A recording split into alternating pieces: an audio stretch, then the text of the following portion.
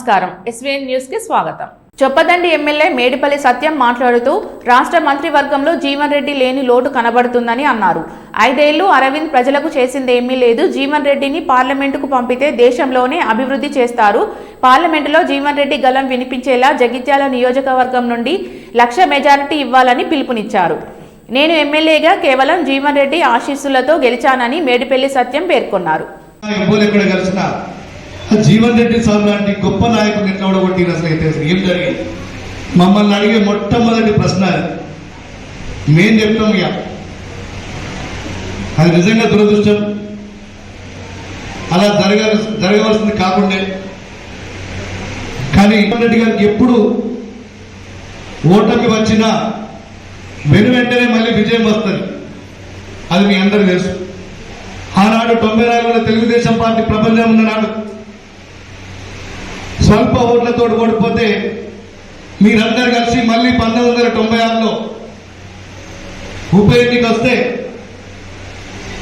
అప్పుడున్న ముఖ్యమంత్రి చంద్రబాబు నాయుడు, మంత్రులు, ఎమ్మెల్యేలు గల్లి కుక్కలు మోహరించిన ఈ జగిత్యాల నియోజకవర్గ ప్రజలు 55,000 మెజారిటీకి పైగా ఓట్లిచ్చి జీవన్ రెడ్డి గారి సత్తా ఏందో ఆనాడు ఉమ్మడి ఆంధ్రప్రదేశ్ అందరికీ చూపించినటువంటి జగిత్యాల ప్రజలు.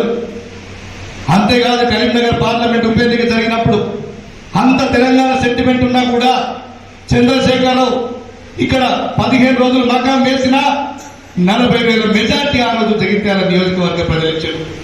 నేను మీ అందరికి ఒకటే కాళ్ళకు మొక్కి వేడుకుంటున్నాను. ఎందుకంటే ఈ అసెంబ్లీలో ఈ రాష్ట్ర ప్రభుత్వంలో జీవన్ రెడ్డి గారి లేని లోటు మనకు కనబడుతుండే.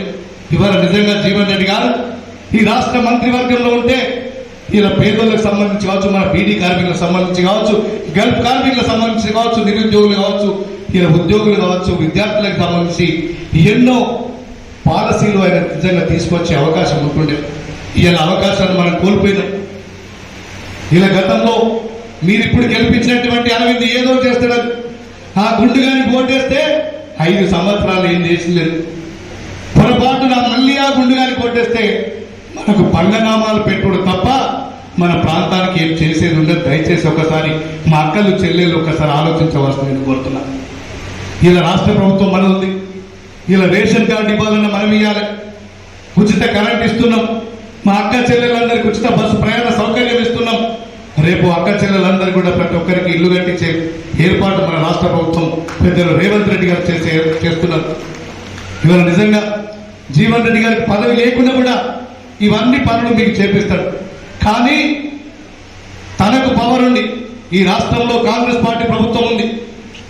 మనమందరం అవకాశం ఇచ్చి పార్లమెంట్కి పంపితే అటు కేంద్ర ప్రభుత్వ నిధులు, ఇటు రాష్ట్ర ప్రభుత్వ నిధులు తీసుకొచ్చి ఈ జగిత్యాల జిల్లాను నంబర్ 1 అగ్రగామిగా ఉంచే చట్ట పెద్దలు జీవన్ రెడ్డి గారికి కొంచెం దయచేసి ఒకసారి ఆలోచించండి.